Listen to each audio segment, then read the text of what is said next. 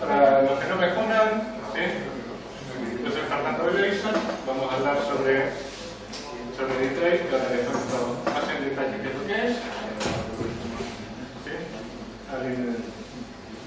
Hace bastante que yo laburo en esto, digamos. Lo que yo no es que me estoy quedando pelado, sino que llevo años arrancando los pelos, así que... y también, como Banti, soy así, bastante prejuicioso, tengo poca paciencia para algunas cosas. ¿Sí? Creo que esta profesión lamentablemente hace que uno, digamos, empiece a brotar el sarcasmo y se le vaya la paciencia. ¿Sí? Te digo que a esta altura creo que ya tengo un problema con los años que es como hormonal, ¿viste? Que la hormona esa que te permite aguantar los boludos se te la lleva. Entonces, lo que vamos a ver entonces es D-Trace. D-Trace es una herramienta para instrumentación y monitoreo dinámico de cualquier componente del sistema operativo. ¿Sí? Es algo que desarrolló la gente de Sun hace ya como 5 o 6 años y tuvieron así la buena voluntad, por suerte antes de que los compre Oracle y destruyera todo lo bueno que... O sea, Sun tenía un montón de cosas muy buenas y un montón de cosas horribles. Bueno, Oracle se quedó con las partes horribles y las partes buenas hizo una reina. Se nota, digamos, cuando uno empieza a ver todos los tipos buenos que había, que escribían en listas decentes, que publicaban en Unix y todo lo demás, no están más. ¿Sí? Pero bueno, publicaron D-Trace bajo una licencia open source y se ha portado a otros sistemas operativos. Uno de los el port que está mejor logrado es el que funciona sobre macOS y el siguiente es el de FreeBSD. Hay un port en Progreso para Linux que... OpenIndiana es lo que sigue de OpenSolaris. Yo tengo acá un OpenIndiana también levantadito, ¿sí? Acá tengo un par de máquinas virtuales levantadas, ¿sí? Para mostrarles lo que se viene en la nueva versión de FreeBSD, porque ya se están implementando, pero el problema es que sobre KVM no andan bien. Entonces, digo, si nadie se ofende que vamos a utilizar un sistema operativo que no es kosher, ¿sí? Vamos a ver los ejemplos, ¿sí? Entonces, bueno, está cortado, como les decía, es qué es D-Trace, para qué sirve, quién lo usa, qué hay que saber para utilizarlo, ¿sí? ¿Qué es D? ¿Sí? Hay que programar en D. ¿Qué tan difícil de aprender eso? ¿Sí? ¿Cómo se llama? ¿El lenguaje de programación? D, el lenguaje de programación. Pero hay dos lenguajes de programación que se llaman D. ¿Sí? D-Trace es Dynamic Tracing, que es para monitorear cualquier componente del sistema. A ver, de lo que hay acá, ¿quién hizo cosas en electrónica alguna vez? ¿Sí? Nadie hizo electrónico, yo soy el único bicho. Yo no soy electrónico, pero yo soy bueno, esto es, vieron que hay todos los que armaron alguna vez algo electrónico, que desarman un equipo profesional que tiene pines donde uno puede agarrar con la punta del osciloscopio. ¿Sí? El que utilizó el osciloscopio alguna vez. Esto es como tener a la disposición de uno un montón de lugares donde poner la punta del osciloscopio dentro de cualquier componente del sistema. ¿Sí? Está diseñado para usarse en sistemas críticos. Uno de los problemas que tiene todo el mundo, todo administrador de sistemas que labora en entornos corporativos en producción, es que en testing las cosas se comportan distinto que en producción. Testing típicamente no tiene el mismo fierro que tiene producción. Ahora con la virtualización y todo ese tipo de cosas, eso no, al menos el hardware virtual es el mismo. Ese no es un problema que tengas, pero lo que nunca vas a tener en testing es la carga que tiene producción. ¿Sí?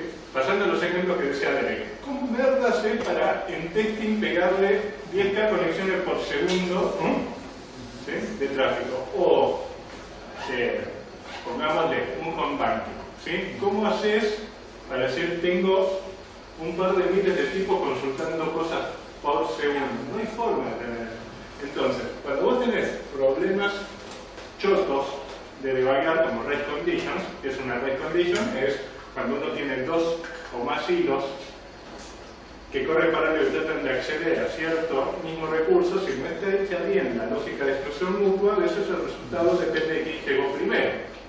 Entonces, simular eso, si uno no tiene la cara, es imposible, ¿sí? Entonces, esto se diseñó para decir, yo voy a ver los quilombos que tiene producción en producción, ¿sí? ¿Sí? Lo voy a ver en vivo. Y por eso se pensó que tiene que ser seguro, en el sentido de que no hay forma de que por utilizar D-Trace el sistema se desestabiliza. Ese fue, a mi entender, ¿sí?, opinión completamente personal y sesgada, una de las grandes cagadas que se mandaron los bobos de red terrible con SystemTap. En SystemTap, cuando uno carga SystemTap, el sistema deja de ser el mismo, se comporta distinto y además uno, por cargar un módulo de SystemTap y me dio cierto tipo de cosas, porque hace el server. ¿Sí? Eso no debe ocurrir. Frío o caca no se hace. Tengo un nene de 3 años, estoy muy acostumbrado a decir ¡no! No, te dije que no. Sí. Y mínimo impacto. Una de las cosas que tiene D3 es que D3 cuando no lo uso, ¿saben qué impacto tiene sobre el sistema? Cero. Nada. Porque típicamente uno el programador pone, si el debug está habilitado, entonces haceme tal cosa, y si no, no. Entonces el código tiene un montón de if-def y combinación, es inmanejable eso. Acá no, acá se maneja con ciertas magias del linker, que cuando uno no está, cuando no lo está usando, no hay nada. Tiene cero impacto definido, ¿sí? Bueno, ¿quieres utilizar los D3? ¿Sí? System Administrators.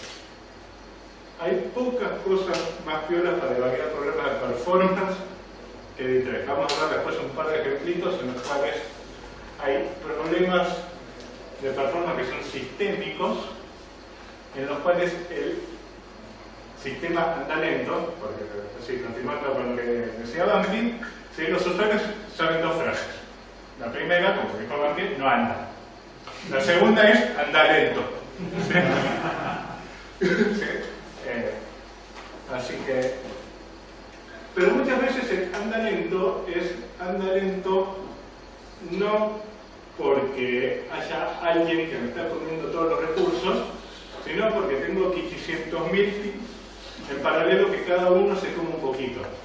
No hay forma, tradicionalmente, de poder medir el efecto acumulativo de todas esas cosas, hasta ahora, ¿sí? Podemos ver también temas de seguridad. Yo, por ejemplo, con esto puedo decirle que llame en tiempo real cuando la cosa está leyendo, ¿sí?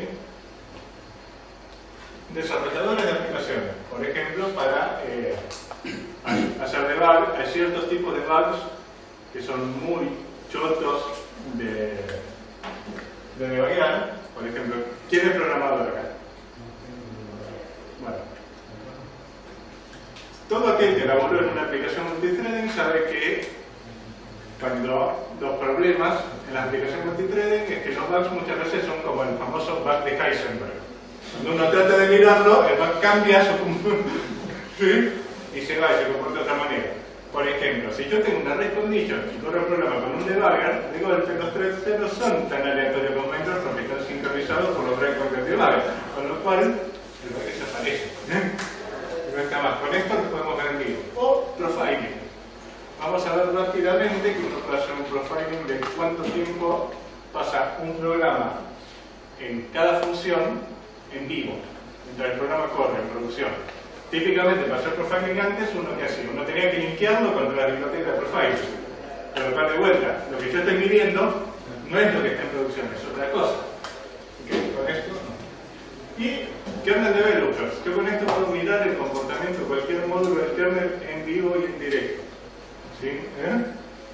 ¿Cómo se llama? ¿Se había implementado algo para kernel? Más kernel marker, es una cosa por el estilo. Claro, pero esto es otra cosa. No, yo sé que es distinto. Pero este kernel y recordé que... Claro, sí, yo con esto puedo ver las cosas. Puedo decir, yo quiero ver quién me llama a esta función del kernel.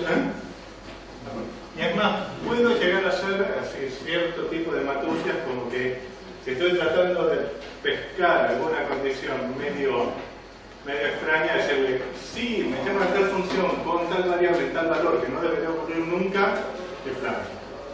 ¿Sí?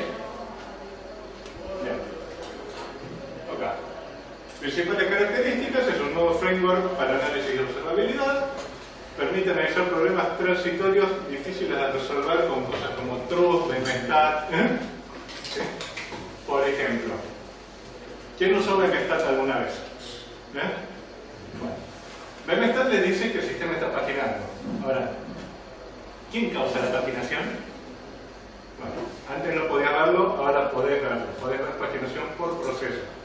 Porque hay cosas que son así. Hay veces que hay problemas que son medio chotos. Por ejemplo, que el sistema está paginando todo el tiempo, pero en realidad no hay uno que se morfa toda la memoria, sino que lo que estás haciendo es pedir y largas, pedir, largas, pedir, largas todo el tiempo. Vale, un file server, por ejemplo, está paginando todo el tiempo, ¿sí? Porque, haciendo un breve paréntesis, la paginación es como el colesterol: hay paginación buena y hay paginación mala. La paginación mala es lo que se llama paginación anónima. Que paginación anónima es: yo tengo datos en el heap, en estas cosas a las cuales le hizo un malloc, ¿sí? Para lo que programaron alguna vez. Y de golpe no tengo espacio en eso y tengo que agarrar eso y bajarlo al disco. Eso es malo porque tengo, ¿cómo se llama? Porque quiere decir que me está quedando sin memoria. Por el otro lado de paginación que está asociado al file system, DAC. Yo tengo un file server, tengo que agarrar el bloque de disco donde está el archivo que quiero leer y lo tengo que levantar a memoria. Hacer eso es un paging. Ese paging es bueno, es parte del laburo, es lo que estoy haciendo, ¿sí? Si yo estoy escribiendo un archivo, estoy escribiendo un buffer de memoria a disco, ¿sí? Como el caché del file system y el caché de memoria están unificados, eso es paginación. Y es buena. Bueno, no es que es buena, pero así se labura.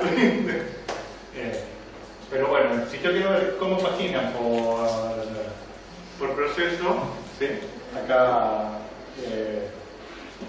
esto podemos hacer. O sea, se puede utilizar en función, no compromete la estabilidad del sistema, ¿sí?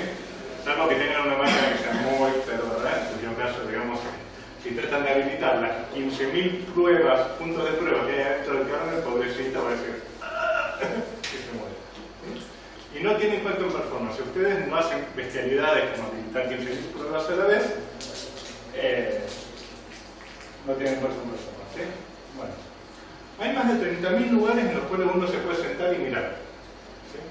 Lo que quiera. Reduce tiempos de resolución a minutos en vez de días o semanas. Antes uno, para evaluar quilombo de performance, cierto tipo de quilombo de performance podía estar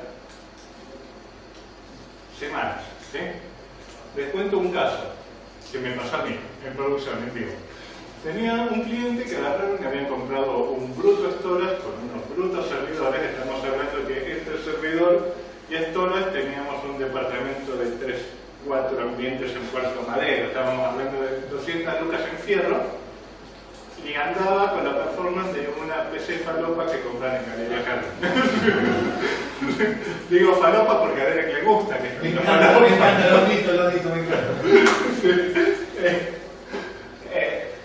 ¿Y cuál es el problema? El problema es que, de nuevo, si ustedes tienen un fierro de la hostia y lo configuran mal, van a andar como el traste. Si ustedes lo configuran como el traste, no como el traste. Si ustedes lo configuran bien, le sacan el culo. Entonces, toda esta gente lo que había hecho era que había agarrado el storage, habían armado un solo disco lógico, se lo habían presentado y habían tirado toda la base de datos ahí adentro. Con lo cual, yo tenía contención de que todo el mundo trataba de acceder al mismo directorio. Lo miramos con esto en una hora. Le dijimos, mirá, vos tenés contención en este datafile y en este datafile. Pero organizamos el storage y con el mismo storage, diciendo, en vez de una luna total, partimos en 2, 3, 4, desprogramamos los datafiles. ¿Sí? Los tipos agarraron y la cosa de paso funciona 5 veces más rápido sin gastar un mango en fierro. Porque, ¿qué es lo que te va a decir el programador típicamente?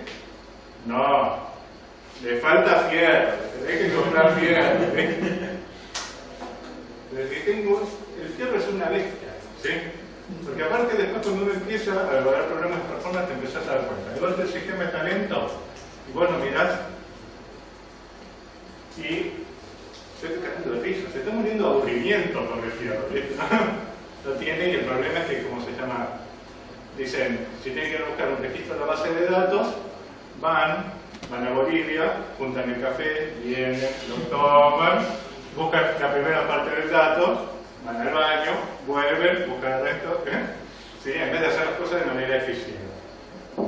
Bueno, otra cosa es flexible, se pueden crear las propias herramientas, como tiene un lenguaje de programación y propio los scripts, puedo armar el script que quiero y, lo más importante, no hace falta complicar las aplicaciones.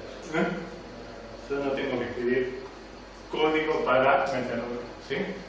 Yo puedo hacer esto sobre cualquier cosa que me ocurra sobre el sistema operativo. ¿Sí?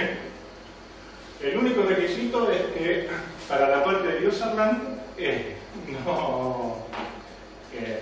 tienen que estar compilados sin haberle sacado los símbolos de debugging, y tenemos que tener las tablas de símbolos de CTF, porque de ahí es donde sacan los nombres de las funciones que tienen que ir a mirar. Si no tienen los símbolos y no saben dónde están las funciones, no hay cosa que les pueda hacer. Pero después no hace falta nada. Es más, adentro del kernel yo les voy a mostrar que si ustedes, con el solo hecho de cargar un módulo del kernel, o sea, ustedes tienen directo habilitado, se fijan en las funciones que pueden ver y tienen un montón. Cargan un módulo y de golpe, al cargar ese módulo, todas las funciones que hay dentro del módulo son visibles automáticamente sin que ustedes hagan nada. ¿Sí? Okay. Vamos a ver. El lenguaje D es un lenguaje que es muy, pero muy sencillo. ¿Sí? Es parecido a C en cuanto a la sintaxis. ¿Sí? La estructura del script se parece a WK. ¿Sí? No tiene control de flujo. Porque no tiene ese control de flujo, quiere decir, no tiene ni loops ni branches. ¿Sí? No tiene loops por el tema de que tiene que ser seguro para utilizar en producción.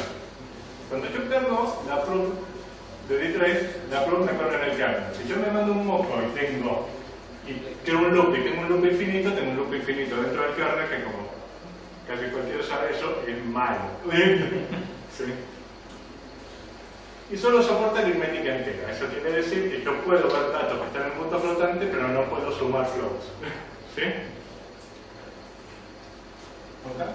Bueno, entonces llegamos a las proofs. Las proofs dicen dónde quiero mirar, lo que les decía antes, es dónde apoyo la punta del osciloscopio, la punta del tester. ¿Sí? Y la proof es definida por una cuadrupla de 4 componentes. Son el provider, el módulo, la función y el nombre. ¿Sí? El provider es el mecanismo para que las proofs estén disponibles. Entonces vamos a ver distintos tipos de provider que muestran distintas cosas. ¿Sí? El módulo y la función son los lugares a donde observar. Por ejemplo, si acá hay gente a la que le gusta algún lenguaje de orientado a objetos, esto vendrá a ser una especie de namespace jerárquico. ¿Sí? Y el name es el evento adentro de la función. Por ejemplo, en una función, en una syscall típica, son cuando entro a la syscall, cuando salgo de la syscall. ¿Sí? Si he dicho con estas 4 cosas, defino lo que hay. ¿Sí? Entonces vamos a ver acá providers comunes. ¿Sí? Syscall es un provider que instrumenta todas las llamadas y retornos de todas las system calls que haya. ¿Sí? Yo con esto puedo pescar por cosas que son que están hechas para que sean difíciles de detectar con las ¿cómo se dice? Con las herramientas estándar. Si, por ejemplo, viene un cretino y me pone un rootkit acá adentro, como esto lo que utiliza es directamente detectar el trap que me hace el pasaje al kernel mode, no me importa que me haya cambiado ¿cómo se llama? Una system call por otra, que me haya cambiado el setwid para que si yo tengo mis user ID mágico me convierta en root. Yo con esto la voy a ver, en cuanto el tipo me carga el módulo de la system call nueva, yo la digo. ¿Sí? FBT es lo que se conoce como Function Boundary Tracing, permite observar cualquier función del kernel. Digo cualquier función, es cualquier función. ¿Sí? Las únicas funciones que no se pueden angular por FBT, en realidad, son las funciones de dtrace, porque si yo trato de hacerle un dtrace al dtrace, puedo tener un deadlock. Un deadlock es lo único que es peor que un loop infinito. Bueno, tenemos así un provider que se llama dtrace, donde uno define begin y end, que es parecido al begin y end de AWK, o sea, es lo que yo hago antes de ejecutar cualquier otra cosa, lo que hago después de ejecutar la última. Profile me permite disparar proofs a intervalos regulares. Por ejemplo, decir cada tantos segundos hacerme esto. ¿Sí? Proc son proofs relacionados con procesos, por ejemplo, cuando un proceso entra, cuando un proceso termina. ¿Sí? Logstat es para logs y mutexes. ¿Sí? BFS es para leer el Virtual File System Layer. ¿Quién sabe lo que es el Virtual File System?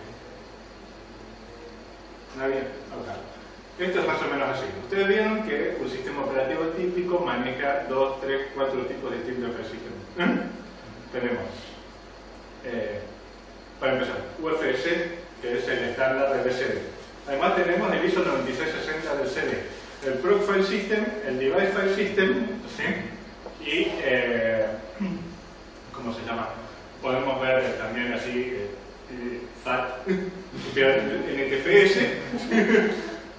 Fuse. Fuse.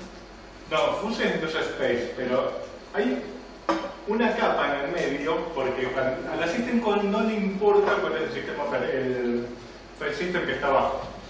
Entonces hay una capa chiquita, tipo orientada a objetos, que se llama Virtual File System. El Virtual File System te provee un nivel de abstracción en el cual te provee para arriba lo que es la interfaz de la System Call y para abajo se encarga de pasárselo a la capa correspondiente de cada file system. De esta manera, cuando uno escribe un archivo, hablando en un lenguaje altamente académico, le chupa un soberano huevo en el cual, si es FAT, si es UFS o si es lo que sea. A él no le importa, vos le decís mostrarme este archivo y punto, y es lo mismo. Si no, tendrías que tener un CAT para leer CD, un CAT para leer el pendrive, ¿sí?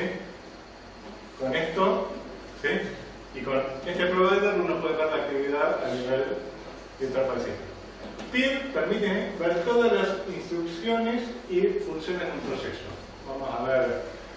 Este es el ejemplo no question que dije. Lo vamos a ver, que se pueden hacer cosas realmente muy interesantes. Como tenemos tiempo, tengo tiempo.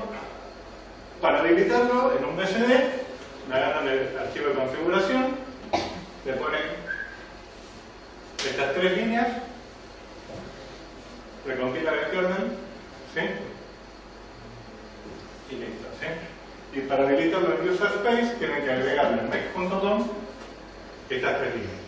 Esta, que dice strip igual nada, es por lo que les decía antes, no le tienen que sacar los símbolos de arriba. ¿Sí? Y al no omit frame pointer es porque como yo con esto puedo tener la habilidad de inspeccionar el stack de los procesos, si yo omito el frame pointer, yo pierdo los puntos, digamos, en secuencia donde está el stack y no lo puedo ver. ¿Sí? Y WebCTF igual 1 es para que genere los símbolos de debugging de cierta manera. ¿Sí? ¿Sí? ¿No se puede usar siempre compilar el kernel para aplicaciones de usuario? Sí, pero igualmente tenés que compilar las aplicaciones de usuario. Lo que yo no sé si te va a cargar el módulo sin recompilar el kernel. ¿Existe una penalización de performance por tener los símbolos de debugging? No. Quizás sí, pero no es ridículo. Es más largo binario en realidad. Es más largo binario, Sí, pero mejor. la penalización que tenés es más porque te utiliza un poco más de memoria, pero una vez que empieza a correr, porque los símbolos los tenés en la tabla de símbolos arriba. Y el de omit frame pointer yo lo vi en varios lados como algo. Bueno, el kernel de Linux se compila con no omit frame pointer desde que la jugada. Pero siempre veo que dicen tipo de no sé cuánto estaba en YouTube que decían sí, poné F omit frame pointer. Claro, bueno, sí, por eso también porque YouTube tiene el menos oh my god optimizer. Pero en otros lados también como que decían y ponele menos O2.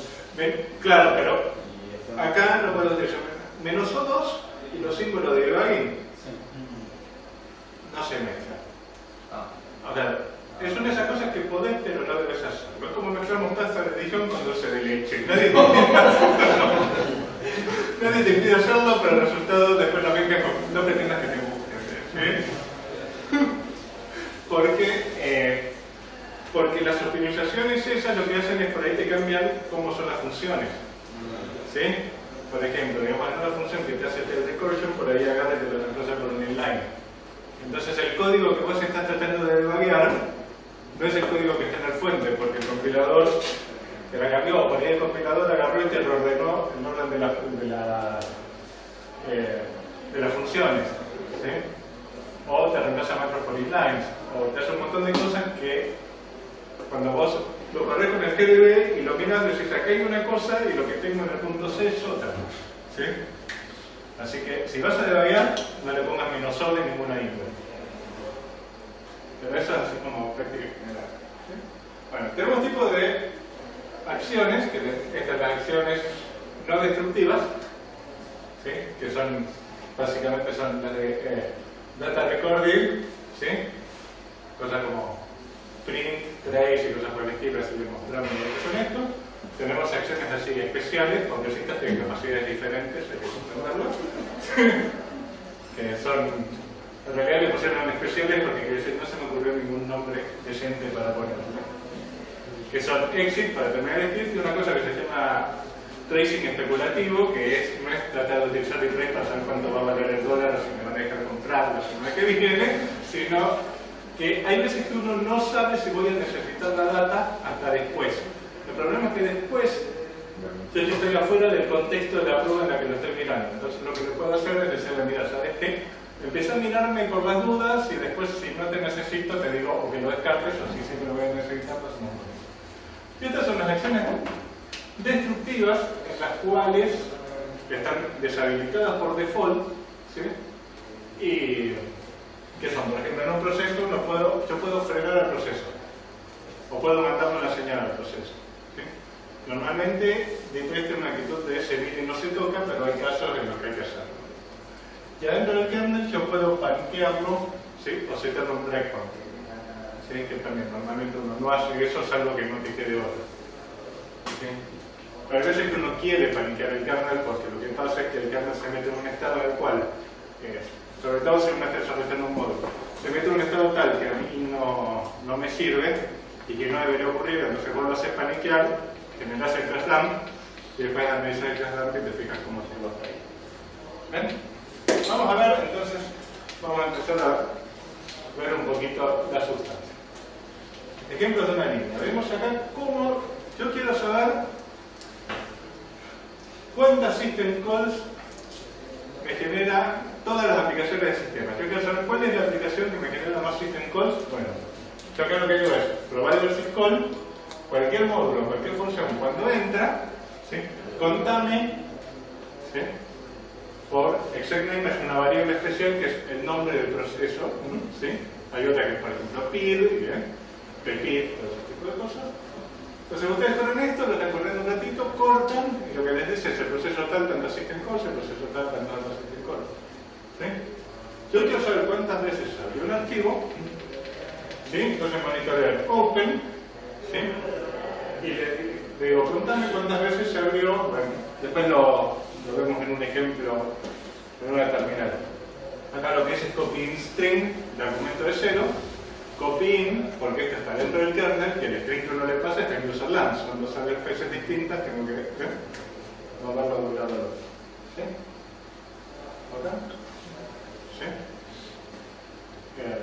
Yo quiero que me vaya mostrando cada vez que un archivo me abre, o cada vez que un proceso me abre un archivo cualquiera, digo que me lo muestre. Entonces, acá tengo una especie de un open snoop, ¿sí? Que lo tira. Y si yo quiero ver, por ejemplo, qué procesos, ¿sí? Me forquean procesos nuevos, entonces fíjense que uno puede ver información así bastante versátil con una línea de código, ¿sí?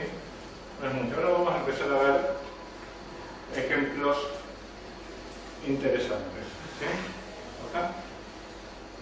Vamos a poner acá esto. Acá.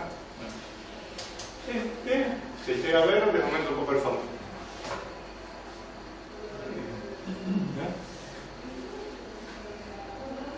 ¿Lo aumento o lo dejo? ¿Ahí está mejor? Ok, bueno. Por primera medida, ¿sí?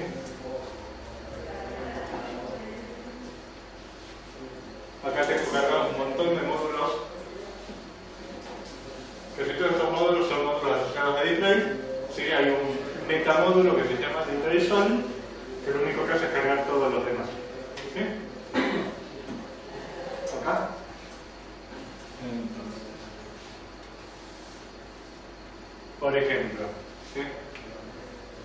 Vamos a agarrar y vamos a darle un poco de murra a lo que hay acá, mucho no importa.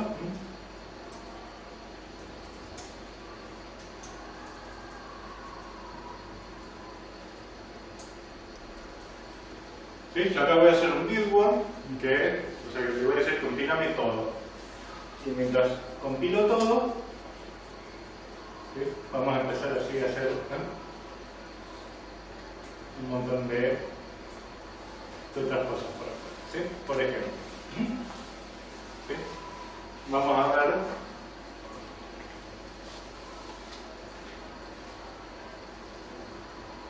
¿sí? Lo primero que vamos a ver es acá.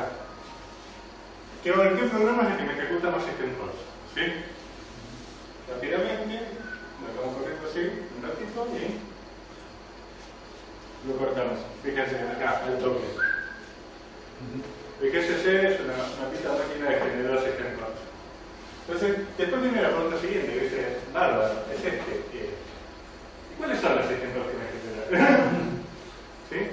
Una pregunta. Sí. ¿Esto te lo devolvió cuando vos cortaste? Claro, porque esto está trayendo, cuando yo lo corto. ¿Hay alguna forma de que te vaya tirando la data en vivo? Sí, hay formas de hacerlo.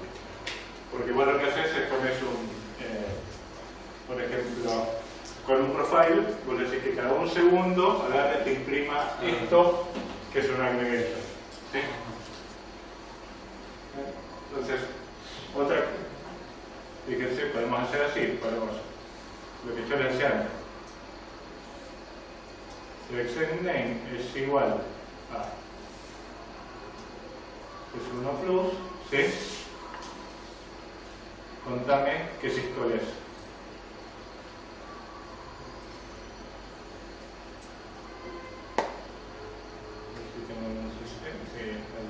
Más. Entonces fíjense que esto está corriendo y esto me va a contar únicamente para los procesos que se llaman de esta manera, pero no es para un proceso en particular, es para todos los procesos que se llaman así. ¿Sí?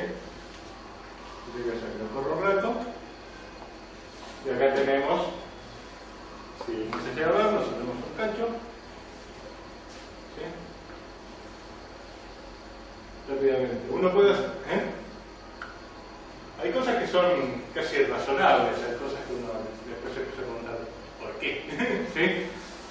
Porque que un compilador abra archivos es razonable, que le den fuente hay que escribir el objeto. ¿Sí? Que use mmap, y bueno, puede ser, digamos que prefiera laburar con las cosas marcadas en memoria. Ahora, en advice, ¿qué modo de protección te tiene que poner una cosa que es así de simple? ¿Sí? Que son cosas que después también podemos llegar a mirar. Otra cosa que vamos a ver, así fíjense, que es ejemplos un poco más violentos, ¿sí? Mientras yo tengo corriendo esto, mientras estoy corriendo el build one, yo quiero ver, ¿sí? Qué curioso que soy, cuáles son las funciones que se llaman más en el kernel, ¿sí? ¿Cuál es el árbol de llamadas más frecuente? ¿Sí? Entonces yo puedo hacer, en vez de hacer esto, yo pongo profile, hasta que cada un poquito menos de un segundo, ¿sí?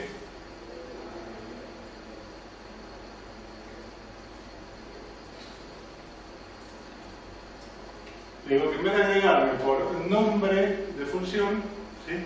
Me agregue por el stack del proceso, ¿sí? Entonces fíjense que yo hago esto, contamos así, digamos, para avanzar más, pero vamos a ver que lo terminamos de correr y de golpe el tipo me va a mostrar todos los stacks que estuvo sampleando. ¿Sí? ¿Qué va a hacer un backtrain tipo de backtrain en vivo? Exactamente, ahí lo tenés. Todos y cada uno de ellos. ¿Sí? Como yo estoy logueado por SSH y hay un montón de cosas que esto me está mandando por la red, tengo un montón de actividades colgado por la red. Que viene acá, acá que tenemos que este era output, ya, ¿sí? O sea, como esto se llama de acá para acá, ¿sí? Sin write, o sea, cuando uno escribe, llama a otra función que de write, es un socket, hace que el socket llama send, llama tct, tctip, sale por la y vuelve. O sea, ¿cómo hacían antes para encontrar ese tipo de cosas sin colgarse con un debug? No se podía. Tienes props en código, muchos props. Venían muchos props del código, recopilabas el kernel y el kernel tenía la performance de una babosa renga caminando sobre sal, pero se podía. Yo tuve que hacer hace poco un TP assembler y terminé metiendo props por todos lados. ¿No? Claro. Algo chiquitito. Sí. Pero fíjense, realmente uno puede dar lo que quiera. Ahora es, y vamos viendo. Tengo 10 minutos para hacer un par de cosas más interesantes. Por ejemplo, otra cosa.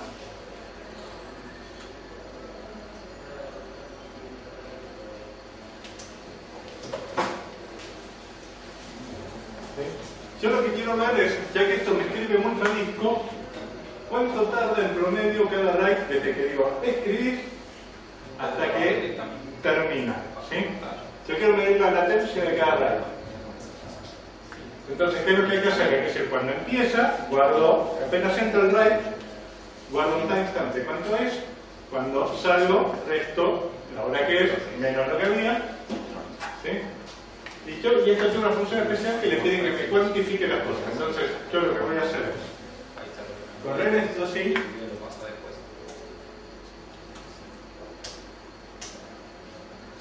Esto va a correr un ratito. Y cuando yo lo termine, voy a tener un hermoso histograma en SQL que me va a decir cuánto tiempo tardó. ¿Sí? Yo mientras atrás estoy corriendo el vivo. Cancelo acá, ¿sí? Y esto se lee así. Esto es una especie de histograma logarítmico. Entonces lo que dice acá es que 1000 y pico de veces se tardó entre 2048 y 4096 nanosegundos el write, ¿sí? Que es 272 veces 8K y 4K y así. Rápidamente, cuando quieren ver así. Cuando tienen despelotes de acceso a disco, empiezan a hacer esto y empiezan a mandarse para abajo de la capa hasta que encuentran dónde es el problema, porque a write no le importa que esté abajo, después se mete en la capa del BFS, ¿sí? Que tengo el ejemplito del BFS, que se ve que es lo mismo, pero yo lo estoy mirando a nivel del BFS. Y ahí empiezan a ver como todo el tema de la interacción de los caches. ¿Sí? Y después si quisiera se puede mandar más abajo aún al ¿cómo se llama? Adentro de los discos y así siguen viendo. ¿Sí? ¿Cuánto me quedan? Me quedan 5, ¿no? ¿Vale? Sí.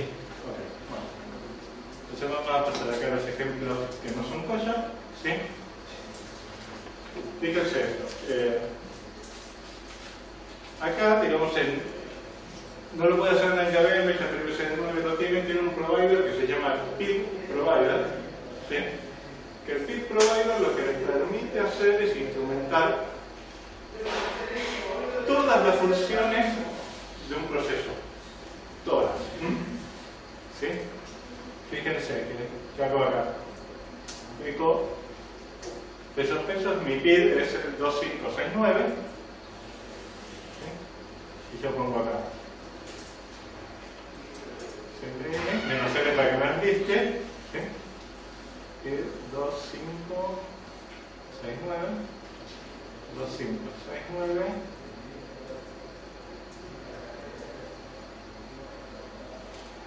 Enter. ¿Sí? Y esto me va a generar 800.000 cosas, pero fíjense, todas las bibliotecas que hay, todas las funciones que esto tiene para todos los símbolos que tengo definidos. ¿Sí? Yo tengo acá un punto en el cual puedo agarrar, pararme y entrar. ¿Sí?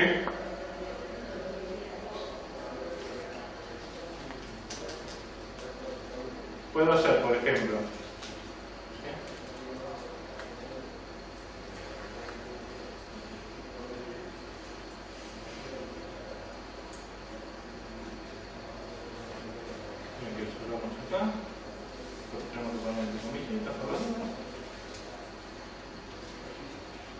en la menos L,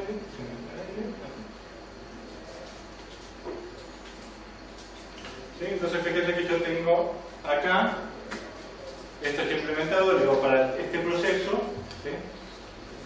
Y yo quiero saber todo lo que me hace el bash desde que yo tipeo hasta que me ejecute y vuelve el comando, así que acá hacemos ls, recorrió esto, y acá yo tengo por cada función en la que me entró el proceso, la que me imprimió, y si quisiera le podría ver que me muestre el timestamp, y yo al toque sé cuánto tardó internamente el bash en hacer esto. Esto es muy claro para mostrarle a los desarrolladores que el problema son las funciones que ellos escribieron que tardan una bocha. ¿Sí? Con esto yo me lo den y digamos para milicias de Deren también hay un igual para Java. En el cual tiene el hotspot provider en el cual ustedes pueden ver todo eso, pueden mostrarles que el garbage collector está mal, que tiene un resort leak, todo ese tipo de cosas. Y que ahí se está haciendo una implementación del Drake para Linux. Sí. ¿Cuántos años atrasado está? Y está bastante atrasado. Lo más lamentable de eso, o sea, lo más lamentable de la implementación para Linux es que fue un problema más religioso que técnico. ¿Sí? A ver, la CDL no es ni remotamente la mejor licencia, podemos estar de acuerdo en eso. Ahora, el problema que tienen muchos fanáticos de la GPL es pensar que no solo su licencia es superior, sino que todo lo que no es GPL es malo en todo aspecto. Y por ahí no es así. Entonces, para mí, la solución correcta es agarrar y dar de trace, decir, a ver, loco, ¿qué tienen bien hecho toda esta gente? Y de última, reimplementarlo bajo la GPL. ¿Sí? Pero mirá las cosas que están bien hechas, que las que están bien hechas, tirá la barra a las que están mal hechas. No que implementaron. ¿Cómo? Con BetaRFS más o menos. Con BetaRFS hicieron eso, ¿cómo se llama? Que eso tiene un montón de cosas buenas tomadas de STFS, tomadas de Meta también, y un montón de cosas nuevas que pueden estar peores o no, el tiempo lo dirá. Pero acá no, se tiró de hacer SystemTap, que SystemTap es, digamos, está tan cerca de esto como Zulma Lobato está de una mina linda. O sea, cualquiera que intentó correr SystemTap en producción, ¿sí? Te lo va a decir, ¿sí? Cuando para mí lo correcto ni siquiera tiene que respetar el mismo lenguaje, todo es buscar el criterio de diseño, es decir, a ver, la gente hizo algo que lo puede correr en producción sin que tenga quilombo, que no tiene ningún efecto si la prueba está deshabilitada, que no tenés que modificar las aplicaciones, que tiene todas estas cosas que están buenas, respetemos esto, ¿entiendes? Y después, lo demás lo implementamos como se nos canta, o sea, escribir el código vuelta del GPL, hacer lo que quieras, pero no, O sea, tienen la tendencia al not invented here, que tiene mucha gente, para mí es perjudicial, porque, quizás por mi formación profesional, porque soy ingeniero y todo ingeniero sabe que en general hay que analizar la ingeniería que hizo otro, ver qué cosas también, y qué cosas.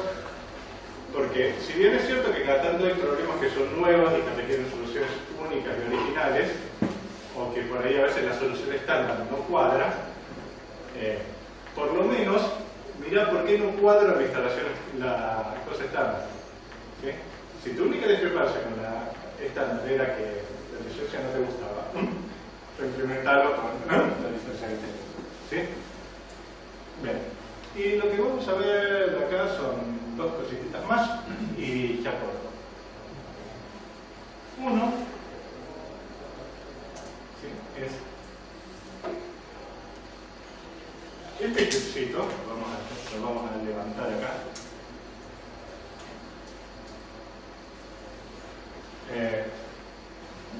Yo creo que lo que le estoy diciendo es que para pesos target yo le puedo pasar un parámetro y me lo carga en esta variable mágica que se llama pesos target, ¿sí?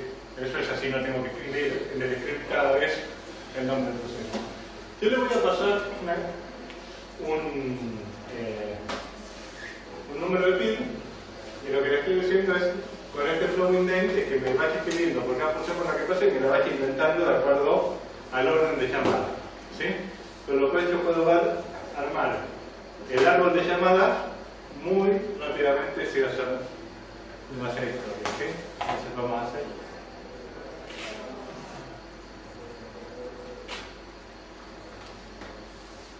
menos S perfil menos P acá, yo tengo esto acá y ahora lo hacemos el S acá. Esto va a tardar un montón porque lo estoy tirando a pantalla, pero ahora subimos. O mejor aún, vamos a hacer así.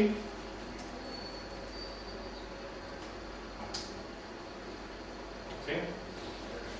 Y fíjense todo lo que va haciendo, pero al toque, en vivo, con la misma velocidad que tiene normalmente, ustedes pueden ver todo lo que hace. ¿Sí? Después esto mismo entra en kernel si quieren. Con FBT y lo otro que vamos a ver rápidamente, yo tengo acá un scriptcito que se llama foo.ch, ¿sí? Que después vamos a ver qué es lo que hace, ¿sí? Que básicamente lo que va a hacer es generarme cierto problema, ¿sí? Entonces yo voy a correr un mp-stat acá y péguenle una mirada a las últimas columnas. Rápido, ¿qué es lo que está mal ahí? Hay un par de cositas que están muy mal acá. El que me da a dos, Facundo no puede contestar. ¿El sitio que está alto? El sitio que está muy alto, sí. No solo que está muy alto, sino que además es mucho más grande que el user. ¿Sí? Muchos Sí. ¿Eh? Muchos system calls. Y tener muchas system calls. Esto y esto están correlacionados. Hay dos motivos por los cuales podés tener system mucho más grande que user. Tres, en realidad. Una es, tenemos una tormenta de syscalls, hay algo que te está generando syscalls a los robots, que claramente es el caso acá. Dos, tenés mucha contención por multiaccessor dentro del kernel, entonces como son spin logs, los spin logs te consumen. Y la otra es tener una tormenta de interrupción. ¿Sí? No hay otro motivo válido, porque otra cosa es un bug feo. ¿Sí? Entonces vamos a hacer, bueno, bien. ¿Quién es el hijo? Que me está consumiendo esto, ¿sí? Lo vamos a ver, vamos a poner un top, para que salga la misma todo lo que conocen. Y es cierto, es eso, pero ¿ustedes ven a alguien ahí que se esté mostrando el 100% del procesador? Bueno, entonces hay algo que hay que ponerse a mirar de otra manera, ¿sí? Pero está el palo. ¿Cómo? Está el palo. Acá está el palo, pero vos ves a alguien acá que se esté consumiendo el 100%. Eso es descargar el disco. Claro. Descartar el disco. El descartar el disco, porque acá en IO weight esto es en cero. Y si corres un aerostat, vas a ver que está planteado en cero. ¿Sí? Entonces, ¿qué es lo que puede pasar? Porque no hay nadie que sea exactamente el culpable. ¿Sí? Entonces, lo primero que vamos a hacer es... Si no tenés los props de llamadas y esas cosas, se puede usar con cosas que no tengan símbolos, con programas que no tengan los símbolos elevados. Sí, pero vas a ver los stacks en Exa, por ejemplo. ¿Sí? Pero si querés consumo, ese tipo de cosas. Sí, si querés ver consumo, ese tipo de cosas, sí. Porque en realidad si querés ver consumo y eso no te permite casi siempre al kernel. ¿Sí? Entonces, corremos esto así. Bomba. ¿Sí? Bien. Fíjense, yo tengo acá dos que son los que me están ejecutando más system calls. Date.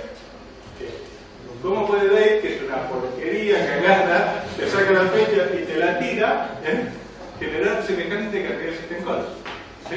¿Necesita RPC? ¿Cómo? ¿Necesita acceso al RPC? No. Ahora vamos a ver. Entonces, vamos a decir, bueno, pero...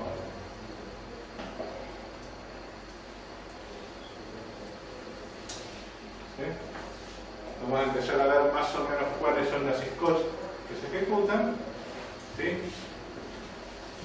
Y una de las cosas que se ven rápidamente por acá, si no está bien, hay un montón de execs. Fíjense que hay como 1000 execs en el segundo y pico que yo tiré la prueba. ¿Sí? Y hay una cantidad bastante comparable de forks. O sea, como muchas veces después del fork y del exec, para los que no hacen system programming, fork me crea un proceso nuevo, exec me ejecuta un comando en particular para convertirme en un proceso. Entonces uno dice, a ver, si hay tantos procesos que se crean por segundo, ¿sí? Y hay un montón, o sea,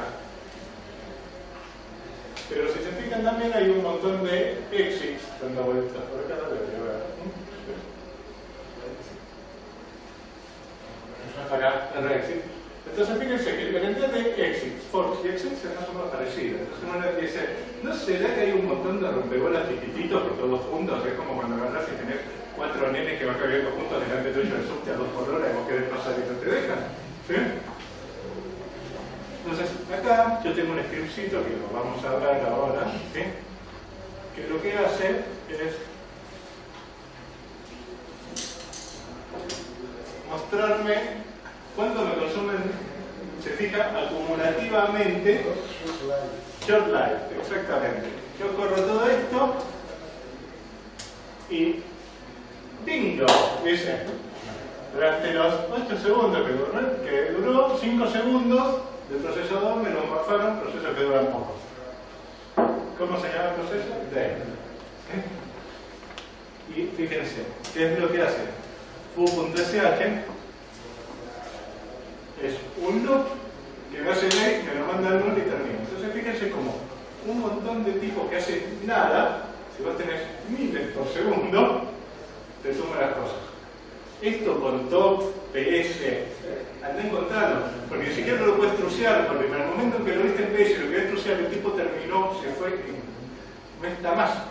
Entonces la única manera es que yo empiezo a buscar por nombre de proceso, con una herramienta como esta, y me fijo acumulativamente con todo eso. Porque es uno a continuación del otro, que todos juntos, como además tengo un fork, un exec y un exit por cada uno, que son 3 syscalls juntas, que las syscalls todo el mundo sabe que son caras, se produce la cosa. ¿Harías un cat del short link de eso? Sí, vamos a verlo con les, para que además te voy a aumentar el font. Sí, lo que pasa es que con el mapeo de teclado que tengo, ¿ves? Replace working, pero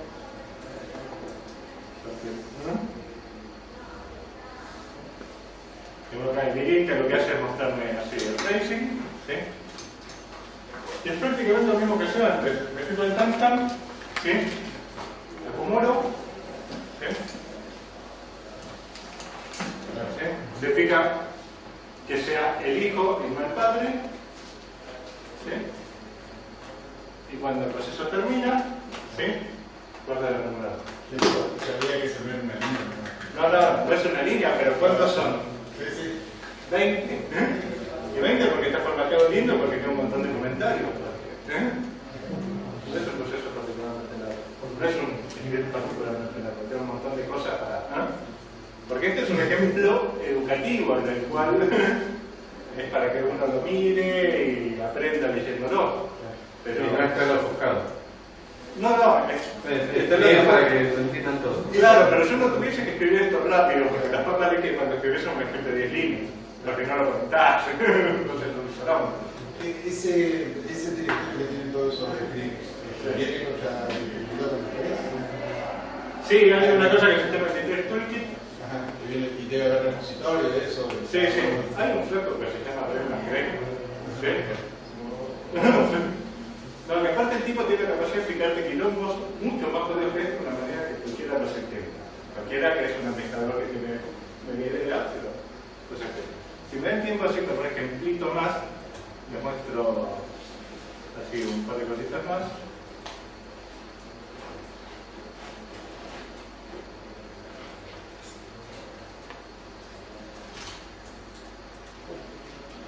Era lo que les comentaba antes, que es tiene un IO top en el cual pueden ver por nombre del proceso quiénes son los que hacen más IO. Vos ves que el disco está en fallo, no sabes quién tiene la culpa y con una cosa así la ves. find desde barra menos except cat mayor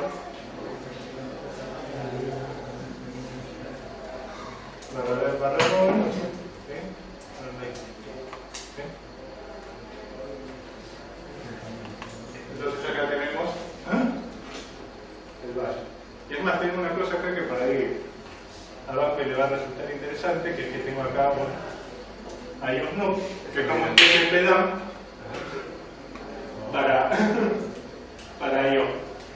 Con lo cual yo puedo agarrar, pescar y ver qué forma está diciendo cada uno en vivo. ¿Sí? Así que bueno. ¿Y Snoop? ¿Cómo? ¿Y Snoop? IOSNU se llama. Se llama SNOP porque históricamente Solaris venía con una cosa parecida al TCP/DAM que se llamaba SNOP. Sí, sí. Que además yo últimamente lo que estoy haciendo es capturo con TCP/DAM o con SNOP, y después me lo traigo acá y lo miro con Walter por los decodificadores de protocolo. Sí, aparte es muy cómodo ver film y todo eso directamente y no te los puedes guardar. Claro, aparte Walter tiene cosas muy pelas, como que si capturas SIP y tenés el códec podés escuchar la conversación. ¿Cómo? Claro. ¿Se podría hacer funcionalidad parecida, por ejemplo, Valgrind? ¿Qué? Funcionalidad parecida, por ejemplo, Valgrind. No sé qué sale. Valgrind es una herramienta que uno en la facultad que lo que hace es que corre todo el código con una máquina virtual. Sí. Y entiende todas las instrucciones de assembler, mira los símbolos de Valgrind y te va diciendo cuánta, o sea, si perdiste memoria, te dice cuánta perdiste, dónde. Sí, es para pescar memory leaks. Sí. Sí, acá lo puedes hacer con el VM Provider, puedes agarrar y pescar memory leaks y puedes hacer cosas parecidas. ¿Sí? Otra cosa es que se puede hacer en la nueva versión de OpenIndiana que tiene KVM, además hay alguna manera de instrumentar el hypervisor y hacer correr D3 sobre guests que no soportan D3 desde adentro del hypervisor. Eso está peor. ¿Eso con el Big Guy? ¿Cómo? ¿Eso con el Big Guy? No, eso es con la nueva versión de OpenIndiana tiene KVM. Pero en teoría con el Big Guy también se podría. No estoy seguro, porque era algo que escribió Leventhal hace poco. El equipo que escribió esto fueron Adam Leventhal y... ¿cómo se llamaba? Y Brian Country. Hay un post de Brian Country genial en una lista de Linux en la cual uno se cabrea contra el hardware de Sun diciendo no, por esto y porque esta placa que está requista, esta porquería que se meta así y la respuesta de Country le dice no. ¿Te apretaste una mina alguna vez?